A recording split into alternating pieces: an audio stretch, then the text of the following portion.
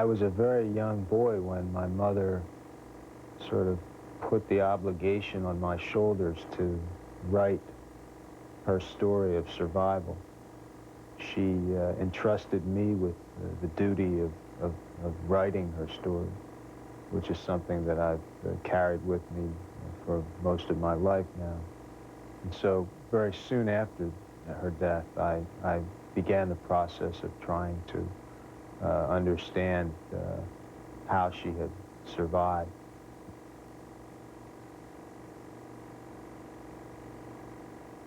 Going to Turka was something that I never thought would be possible because it was closed as a Soviet city.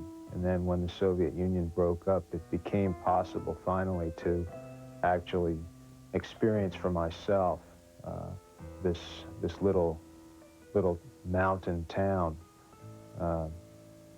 where my mother grew up in an extremely spiritual environment,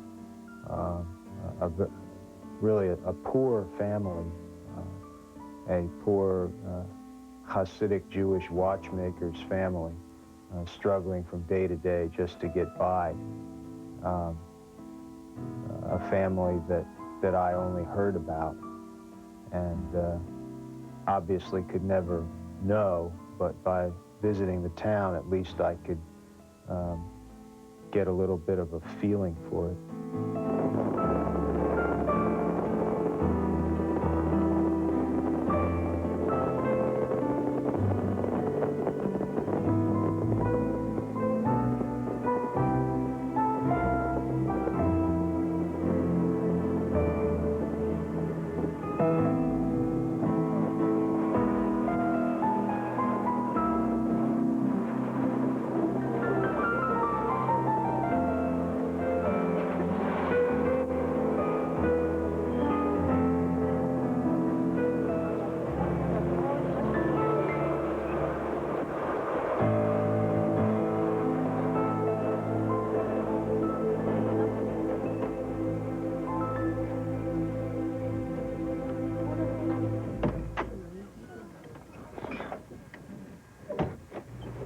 We visited Turka in October of '92, just within months of the area having been given up by the Soviet Union and Ukraine having declared its independence. And so the area, which in fact is still in flux, was in a great deal of transition at that time. We expected that the townspeople would be extremely cautious with us. Partly because of the fact that they really hadn't had any Western visitors to speak of in 50 years. But also because of who I was and what I represented. We expected that they would be very leery of me, you know, almost like a ghost coming back to haunt them. We went to the town knowing that it was a Jewish town, but it was devoid of a sense of anything Jewish. And when we walked into the cemetery and we saw these tombstones with the Hebrew letters, it was a real sense that, yes, this really was a Jewish town, and here's the secret that there were Jews here hidden in this cemetery. Most of the gravestones are damaged. This one, for example, it looks like someone has just picked off the Hebrew inscription.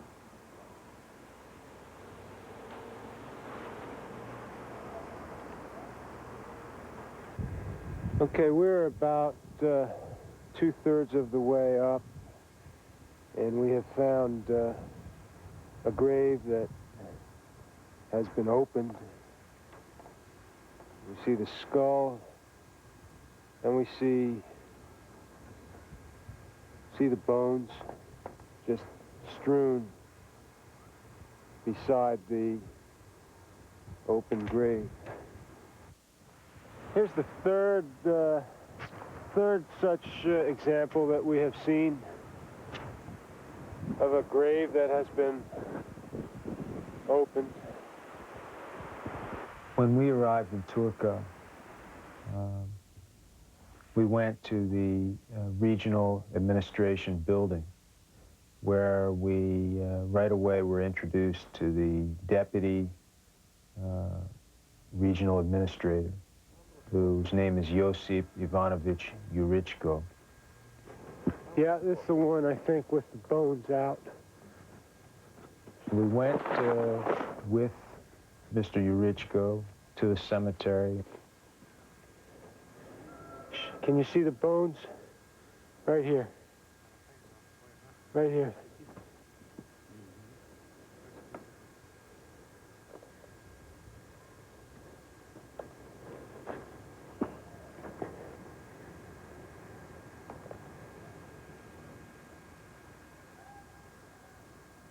During the time that we were in Turka, I got the impression that the town officials were very keenly interested What's his reaction?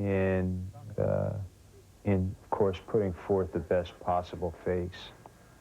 And when we told them that we thought that the cemetery in general was in extreme disarray, they said that they were going to get right on it. We saw this one too. And but the other make one sure we saw that it was cleaned up and straightened up.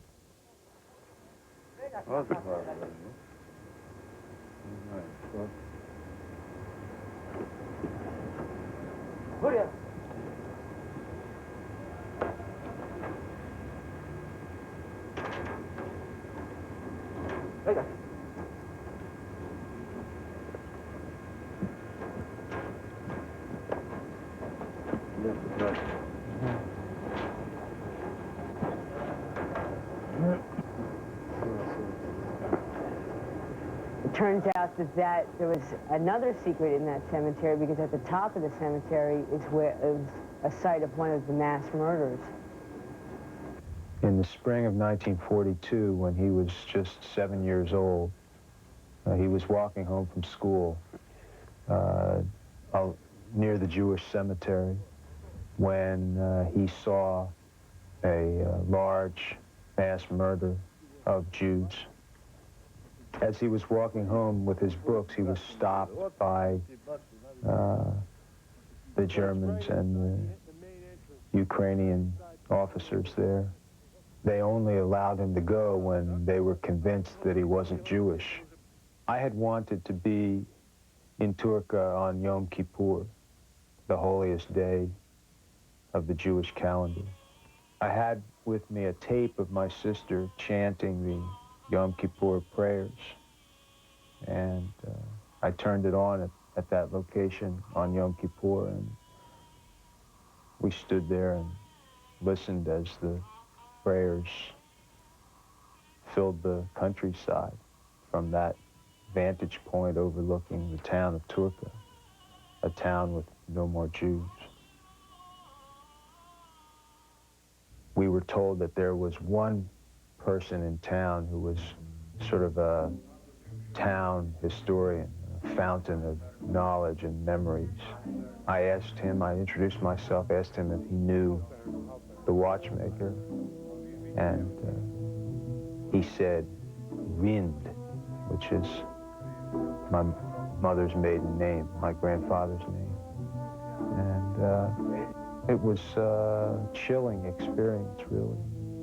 We spent a good deal of time with Victor Lessig and his wife. They treated us to some very nice meals in their home.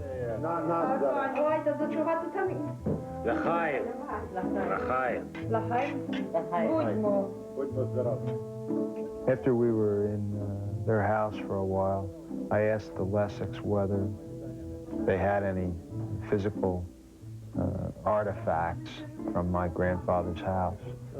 We were shown an old wall clock, an old barometer, a pocket watch, and yet another clock being held by a figurine, all of which Mr. Lessig told us came from my grandfather's shop. I remember my father going to your grandfather's shop and buying this as a birthday present for my mother. Does it still work? I felt good to see it because there are so few tangible connections that exist with my grandfather that, you know, to know that a clock or a barometer is still being used in someone's house in Turka and it came from my grandfather's shop, it made me feel good. Victor took us on a walking tour all through the city of Turka, and as we stopped at each succeeding building, he would tell us, well, so-and-so lived here, so-and-so lived here, he did thus and such, and he would also explain, to the best of his recollection, how the person died, because invariably it was a Jewish name. This really brought home to me, more than anything else, that the town itself was predominantly Jewish, even though the region was probably equally Jewish, Ukrainian, and Polish. The center of town was Jewish. Turka was a Jewish town. Okay. Right here, Erdman's Bakery was. A house that belonged to Langenauer. Мав два сини і одну дочку. Had two sons and a daughter. What happened to Langenau? Що з ними сталося? Побили. Німці. The Germans killed them. And what was the name of the man who owned this bank? Як було прізвище тої людини, що мав той банк? Як це писав, не пам'ятаєте? What happened to Kunk? А що сталося з Кунком? Їх забрали акції. Там того старшого, що забрали жінку і дочку, а він ще лишив. Так? І потім на другий рік його також забрали. Німці. Німці. The Germans took them away in an auction first. The elder Kunk's wife and daughter, and they left him alive for another year, and then they took him away in the next year, the following year too. Who lived in this house over here? То є Кунко, брат. Кунка другий. Kunk's brother Kunk's brother. lived in this house here? What happened to Kunk's brother? Що сталося з старшим Кунком? Також забрали на акції. It was also taken by the Germans during an auction. The Kraus building. Kraus house. He just said a very nice phrase. He said, Turka used to be Бушер-Крав. Turka used to be a Jewish town. Now it's nobody's town. Вони так говорили. We found elements of my grandfather's house. The house itself, we were told, was torn down after the war, and the building that's there now was put up in its place. But the basement of that building is the same basement that was there when my mother lived there. It's the same basement where she and her parents and her brother would hide during every akция. We also were taken behind the house and shown some steps that we were told were there 50 years ago.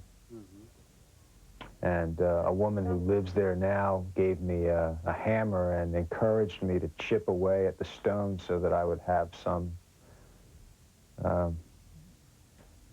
piece of evidence that I had been there, something to take home with me. So I did.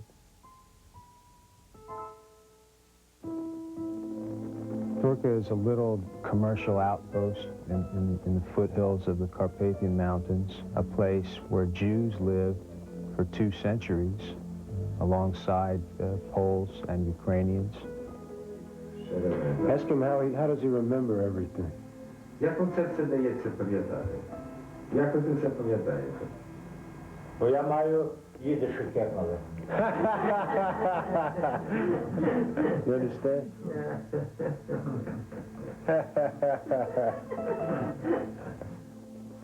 When World War II broke out in September of 1939, the Germans came in to Turka, and that was really the beginning of the end for the Jews. On the 9th of January, they would strip them almost naked, Пів кілометра гнали по снігу. undershirts on them, and they would make them walk half a mile on snow. And that was on the 9th of January when they shot over 600 people there. Just men, or no? Obviously, women and children too. Там були і чоловіки, і жінки, Що? і дітей забирали. Дітей. Yes, some kids too. Victor Lessig's brother, Volodymyr, we were told, was working for the Germans. And so he went west with the retreating Germans at the end of the war. He ended up in a DP camp, displaced persons camp in Germany, and from there came to the United States. Perhaps ironically, I guess, he ended up living in Chester, Pennsylvania, which is just outside Philadelphia, where I live. It angers me, but I have to remember that my own United States government actively encouraged the immigration of former Nazi collaborators into this country at the end of the war, because many of them were anti-Soviet. And the Cold War mentality was such that whatever anyone had done with or for the Nazis was no longer relevant by comparison with anti-Soviet attitudes. I think that to a large degree, the town of Turka has not dealt at all with its past, with its fairly recent history. This is the starry, somber railway station and bus station, yes? Yes. What happened in Turka is not at all unique. The same story was repeated in every town and village and city throughout Eastern Europe. We asked several younger Ukrainians whether the history of World War II in Turka was taught to them in school, and they said no. So whatever is known about the murder of this large Jewish population of Turka is only passed down to them through their parents, if at all. So what happened to the Jews of Star Samba? І то куди ж поділися всі жиди Старого Самбору? Не знаю. Ну, зараз є пару, чоловік. Maybe we have few now. Who Maybe killed them? two. Who killed them? А ви не знаєте, де вони поділися? Чи їх повбивали, чи що, чи повивозили? Не чули нічого про це? Yeah. Never heard nothing about They that. never taught anything about it. No. No idea. старих. It's better to ask the older people. So our presence there in that town after all these years was sort of like a wake-up call to these people.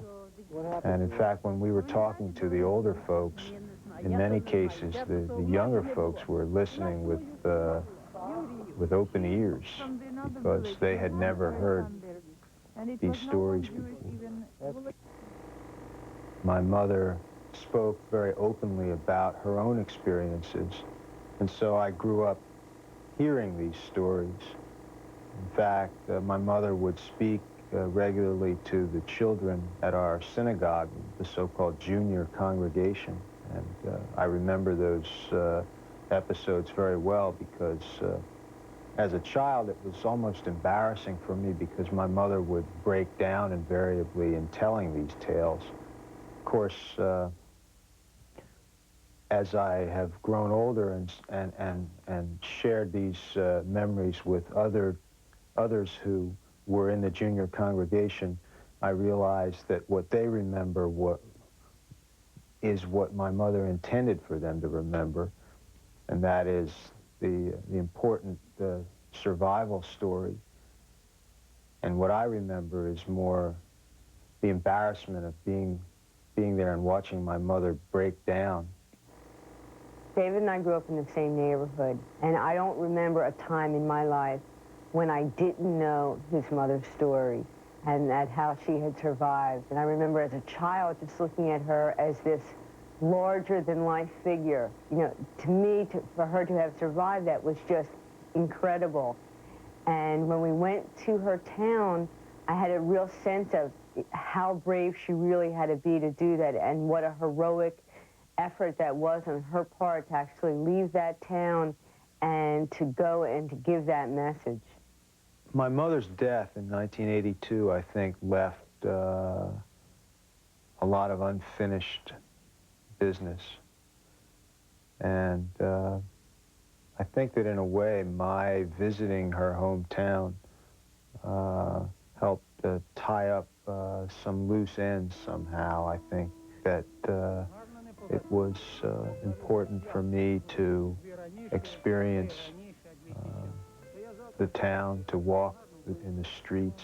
Just going back from the Jewish cemetery where they have been trying to put the open Jewish graves back in order, and the work hasn't been yet completed, so they're going to continue doing it tomorrow.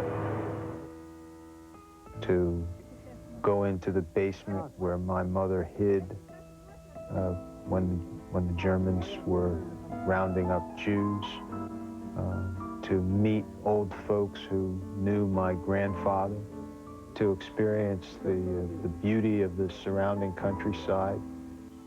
All of these things helped me to see my mother in a more complete way, and to understand her a little better.